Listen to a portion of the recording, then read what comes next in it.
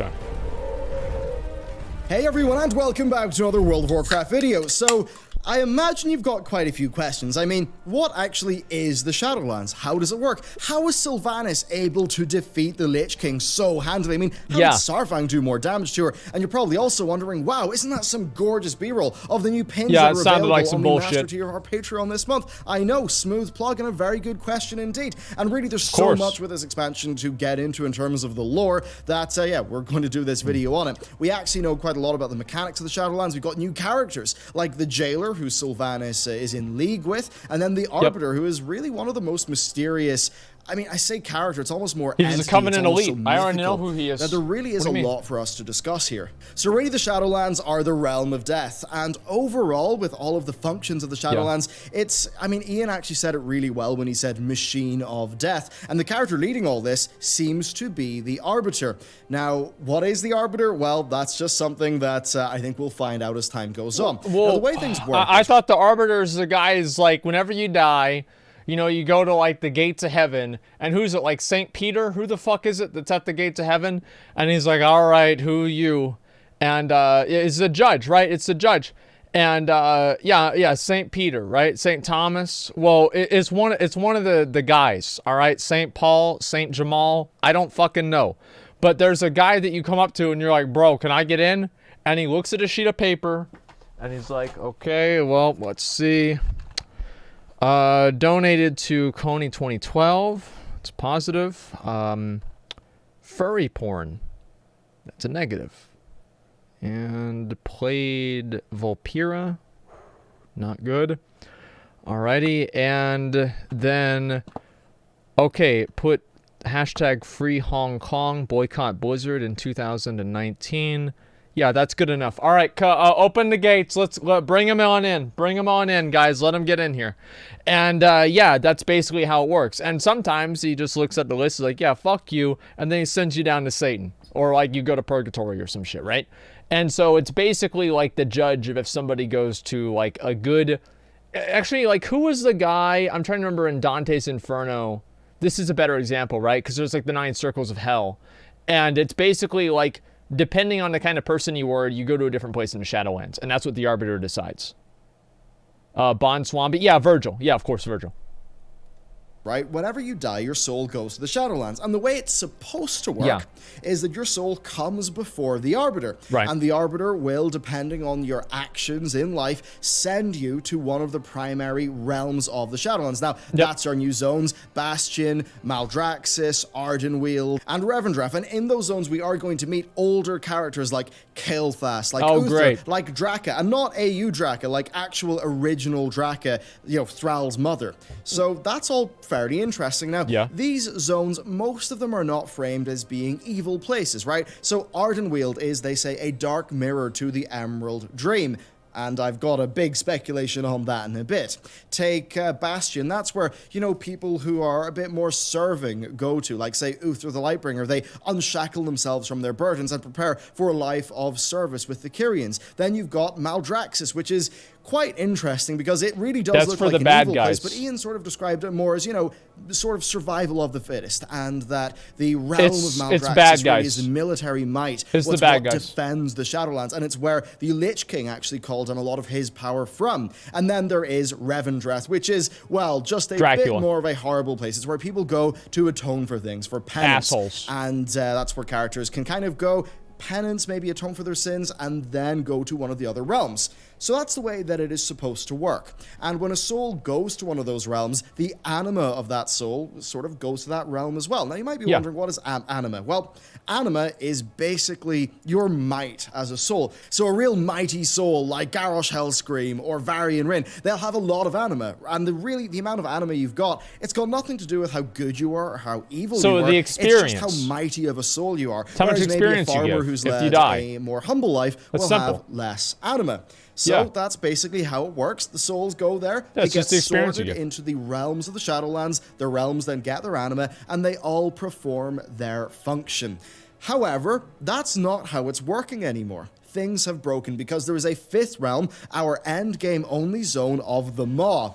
And the maw is just a writhing, twisting, basically like a black hole for souls. That's and for what's the happening assholes. now is that souls are being sucked into the maw, from where, you know, we don't really know what happens. And the maw itself is even something that's a little bit sort of mythological to the people who are in the Shadowlands. And the jailer, who is the character who seems to be in charge of the maw expanding, well, Ian actually described the jailer as really that the Kyrian would think of him as almost a boogeyman, like, you know, watch out or the jailer will come and get you. So this jailer character is another big major character in this expansion. And he's also the explanation of why Sylvanas has got so very powerful in recent times. So what does the jailer do? We don't really know. He's almost certainly, or she, whatever, an extremely ancient character, but we just don't know anything supposed to be about who before they the are. Titans. I mean, the reason why I defaulted to he is because there was a thought that it was Muzala, and so that could be a thing.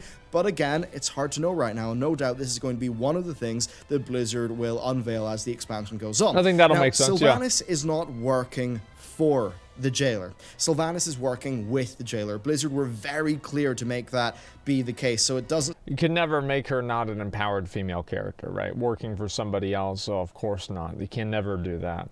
Sylvanas is just all in it for herself. Yeah, she's very strong. She's a strong, independent, undead night elf. Okay? Or high elf, excuse me.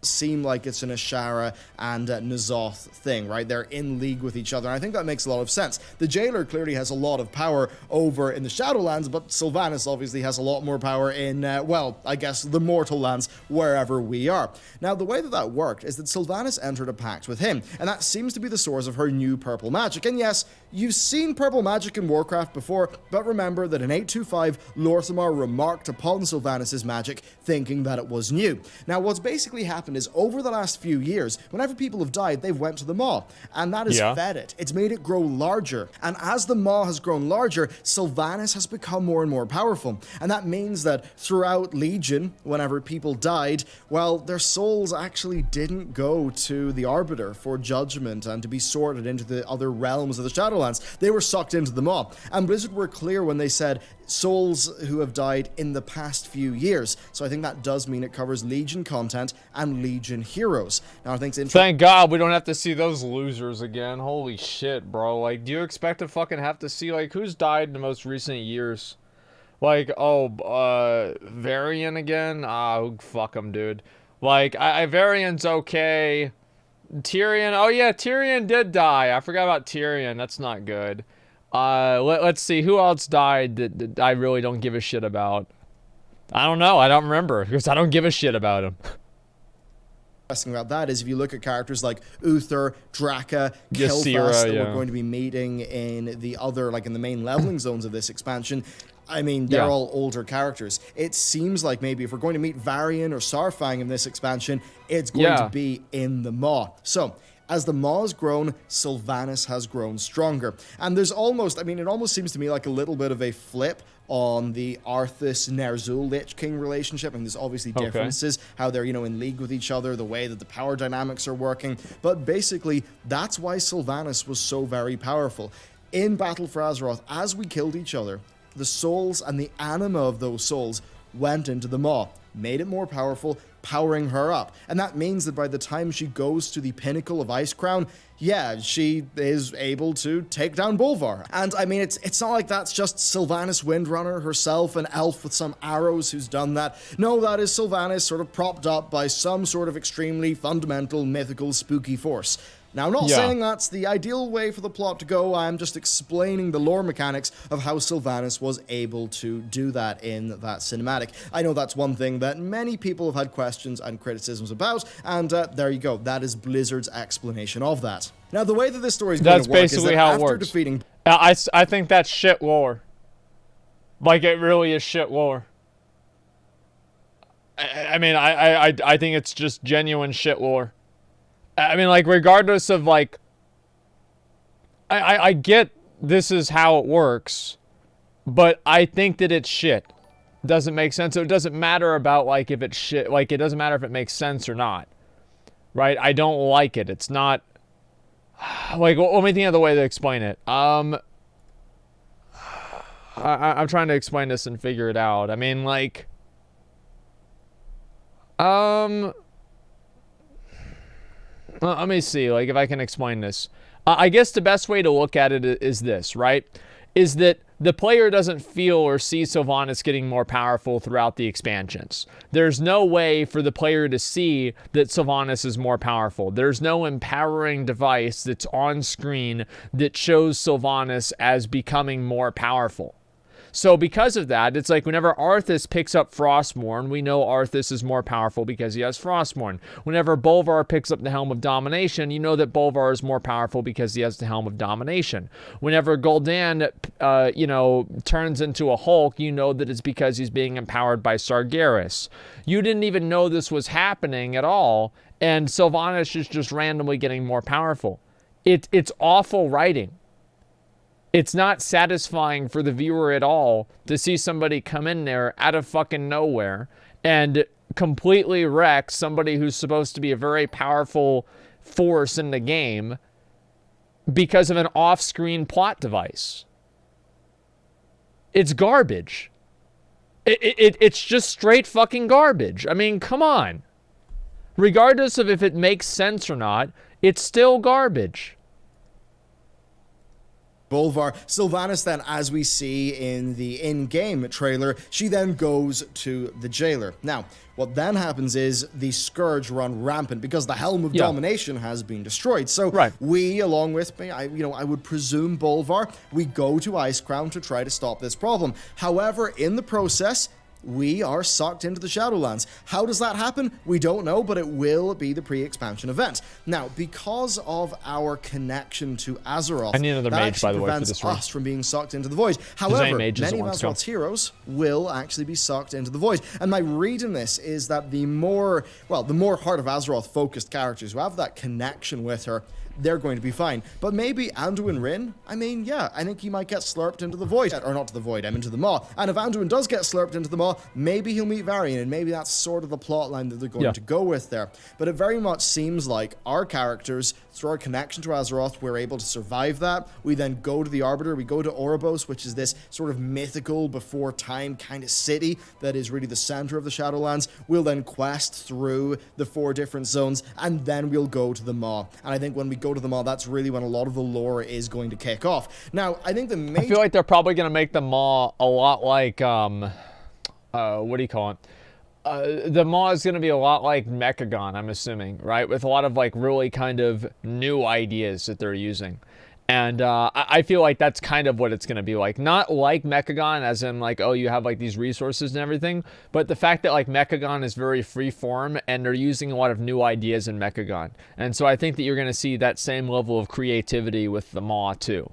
Maybe I'm wrong about that, but that's kind of what I'm looking to expect. We need one more mage for ZF. If anybody else wants to come, any mage wants to come to ZF, 42 plus, 60 ideally, right? That'd be great. But any mage wants to come to ZF, just message me, and we'll try to get this started. Lore hints, they're probably going to be a little bit later on. I mean, well, we got a $100 donation. We got to read this. Isn't the whole point that they technically can't have shown her getting stronger through the game, as that would have leaked towards her being connected to the Maw or the evil the whole time, and should have caused suspicion to her? I agree it's bad writing in the end. Well, no, because the player should be able to understand the different forces that are at work. I can do a parallel to this as, like, Lord of the Rings, for example. By the way, thank you very much, the $100 fucking dollars. Thank you very much. It's like in Lord of the Rings, we know that Gollum told the Nazgul and Sauron that Bilbo Baggins had the ring. And the reason for that is because we were shown that as the viewer. And I think that the viewer and the person who's consuming the narrative should not be fooled in any sort of a way to where they couldn't necessarily predict it from happening, if that makes sense. So because you're looking at it from more of like an omniscient perspective as the viewer consuming the story, I don't think that they should tell the story from the perspective of one place, because I don't feel like that's satisfying for people whenever things come out of nowhere, because that's not going to be it's not going to feel good. I think it's just simply not going to feel good. It's an RPG, not a movie. Well, yeah, but they're telling it basically. It's not about being a movie. It's about it being good storytelling. I think that you should be able to predict and see things happening on screen. Something that is exciting from a lore perspective is that the 4 zones actually have a linear story. You can play them in any order on your alts, but your first time through, it's a linear story. And I think that's really, really quite good indeed. It means they could do just a lot more with pushing the actual expansions narrative forward through the questing. But through that, we'll probably learn a little bit more. We do know that the first raid is a 10-boss raid in Revendreth, so I'm not exactly sure how focused that raid is actually going to be on the more broad sort of lore topics here, like who is the Arbiter, who is the Jailer, but no doubt we're going to get a lot of different hints. And then as time goes on, we're going to learn more about the Arbiter and about the Jailer. Now, this is really what I want to talk about here. The Arbiter, the Jailer, and the Emerald Dream. Okay. I think I'm going to start with the Emerald Dream first, okay? So, because they're like parallels of each other. Ardenweald is a dark mirror of the Emerald Dream. Those are the bad boys. You've got the Shadowlands as like the sort of fundamental realm or plane, and then within the Shadowlands, you've got its constituent realms. So, what if it's the same and we have the Lifelands that contrast the Shadowlands, being life and death on our Cosmic Forces chart? Because, I mean, if you think about it, if Ardenweald is a dark mirror of the Emerald Dream, then it would sort of tell you that the Emerald Dream is, you know, just about as important as Ardenweald. I mean, Ardenweald is actually where Cenarius went when he originally was defeated. He then was basically sent back in the the Legion expansion and things like that. Of course. But that's kind of what's going on there, and that makes me think that much like how you've got these 4 or 5 zones for the new expansion, and that they are areas of the Shadowlands, and the Shadowlands are just an infinite realm. I think you probably are going to have a Lifelands that is an infinite realm, with say the Emerald Dream being one of the constituent realms. That very much would be cohesive with the lore that Ian actually presented in the overview panel for World of Warcraft Shadowlands. So I think that's quite interesting, especially because you've got a Titan aspect who is associated with life in ANR. You've got Ysera, the Dragon aspect, who are a Titan Pantheon member. Dragon aspect, of course, with Ysera, who is really focused with life. You've got Freya, the Titan Keeper of life. You don't have that for Death at all, right? Argus, I mean, he literally has a scythe. He was obviously the Death Titan. That was clearly Blizzard's plan.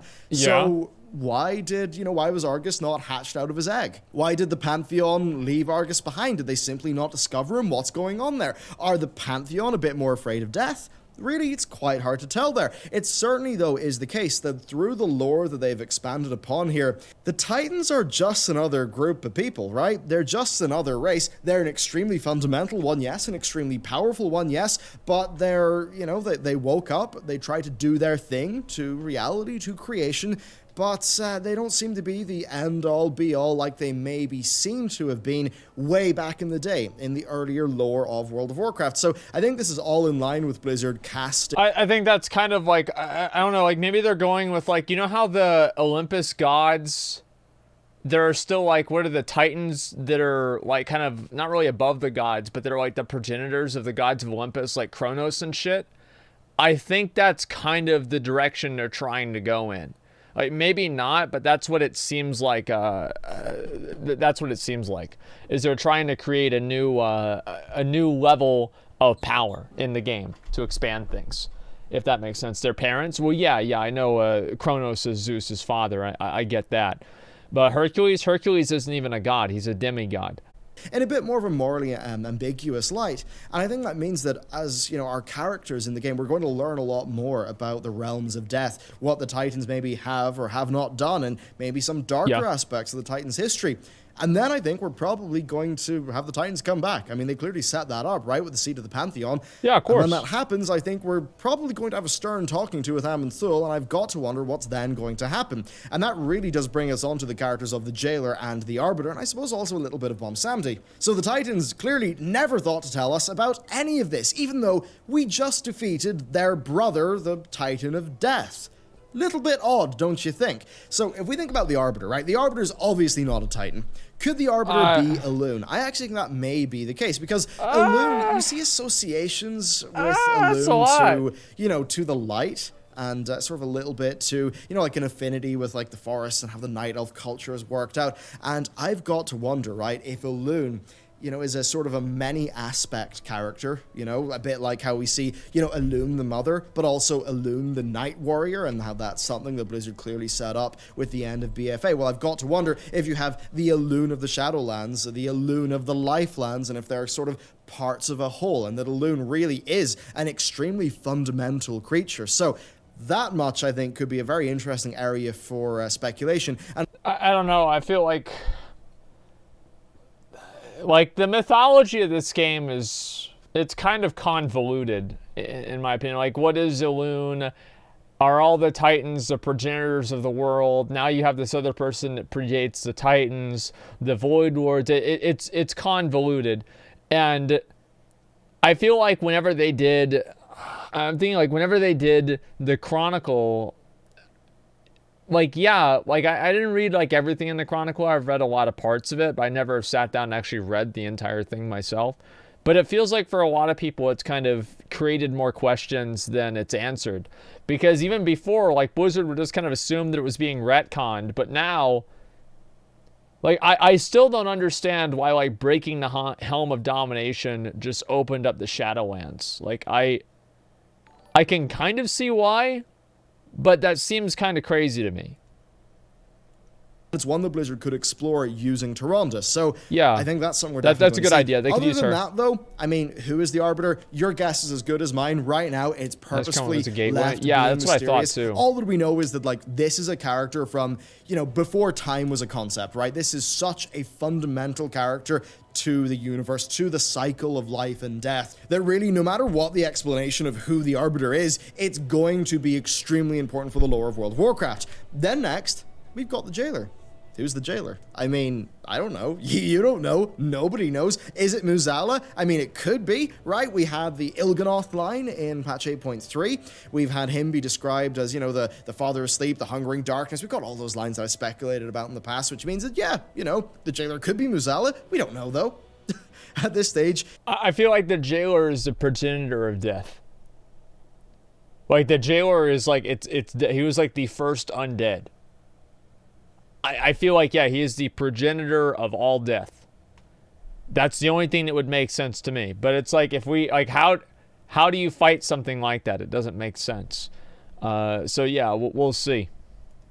It really could be anything. What is interesting, though, is Sylvanas is working with the Jailer. And I've got to wonder if the terms of that arrangement are going to change. I mean, maybe if Sylvanas will want to take the Jailer's position, something like that. It's kind of hard to tell. There's also, I think, a pretty interesting aspect here where, 26 months, man. Sylvanas, she went to that, sort of terrible dark oblivion whenever she originally died.